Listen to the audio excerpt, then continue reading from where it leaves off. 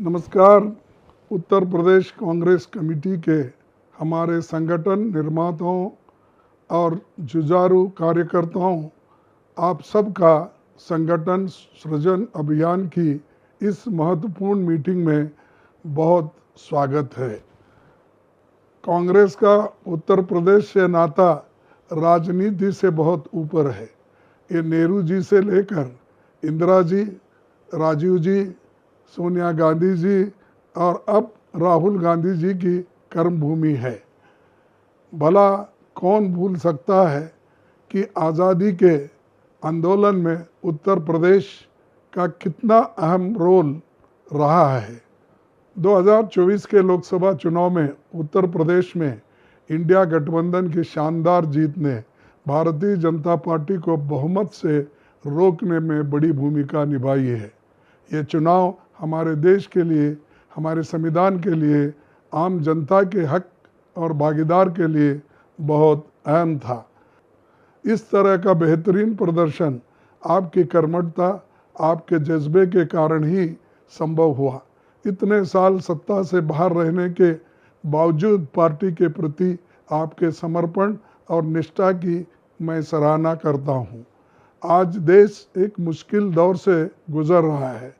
निरंकुश सत्ता प्रजातंत्र में जनता की ही अनदेखी कर रही है। उत्तर प्रदेश की तथाकथित डबल इंजन सरकार ने तो मर्यादा की हर सीमा पार कर दी है। यहाँ पर पुलिस और प्रशासन की बर्बरता जगजाहिर है।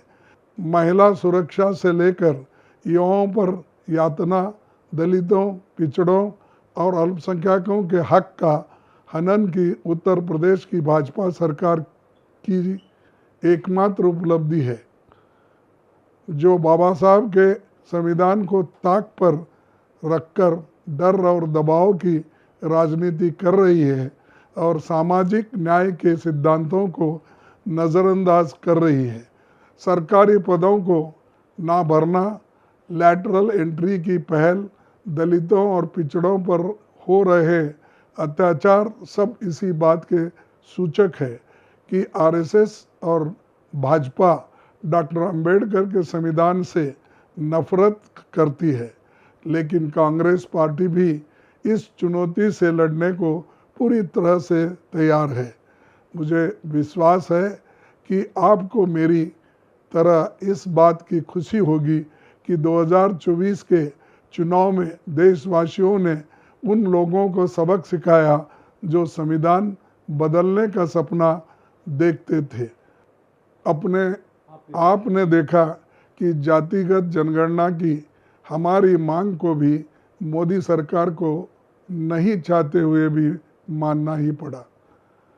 अब अगला पड़ाव आरक्षण की 50% लिमिट को उखाड़ फेंकने का और आर्टिकल 15 सब क्लॉज 5 के तहत निजी संस्थानों में दलितों, पिछड़ों, आदिवासियों, गरीब, सामान्य वर्ग के लोगों को आरक्षण मिले, यही हमारी प्राथमिकता है।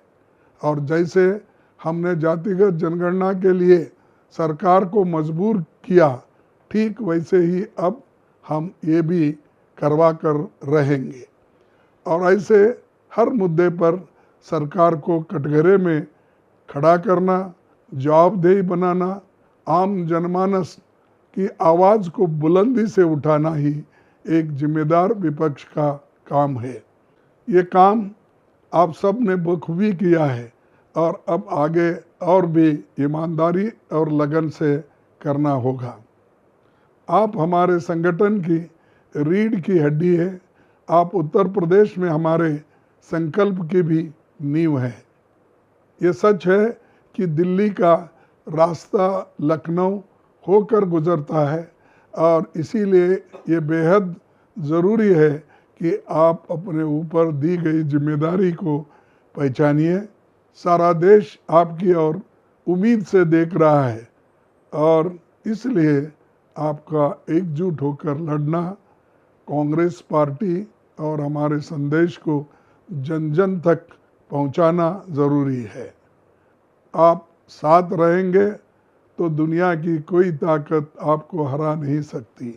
उत्तर प्रदेश का कांग्रेस कमेटी का ये 100 दिनों का अभियान एक साधारण कार्यक्रम नहीं, ये हमारे संगठन को और मजबूत करने, लोगों से सीधा संपर्क स्थापित करने के लिए कांग्रेस का झंडा लहराने के लिए एक बहुत बढ़िया पहल है। ये उत्तर प्रदेश की जनता से सीधे जुड़ने का और धीरे धीरे लुप्त होते लोकतंत्र को फिर से हासिल करके मजबूती वे दोबारा स्थापित करने का एक तरीका है। इस कार्यक्रम के माध्यम से हम गरीब, शोषित और वंचित समाज के लोगों की आवाज़ को पुरजोर तरीके से उठाएंगे। हम उन सब लोगों के साथ खड़े होंगे जिनके साथ भाजपा की सरकार ने अन्याय किया है। ये कार्यक्रम एक बार फिर से कांग्रेस की विचारधारा, गांधी, नेहरू, पटेल और डॉक्टर अंबेडकर के सिद्धांतों को सजीव करने में मदद करेगा।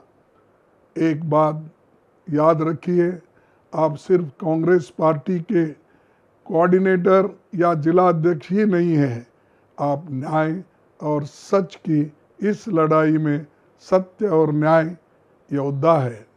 आपके समर्पण और त्याग से हमें भी अपनी लड़ाई आगे जारी रखने का हौसला मिलता है। आज वक्त आपसी मतभेद भुलाकर एकजुट होकर कांग्रेस को मजबूत बनाने का है। आपका अगला लक्ष्य 2027 का विधानसभा चुनाव होना चाहिए। उसकी तैयारी में दम खम से लग जाइए। मैं संगठन सृजन अभियान की अपार सफलता की कामना करता हूँ। मैं आप सबको दिल से धन्यवाद देता हूँ। जय हिंद, जय संविधान, जय कांग्रेस।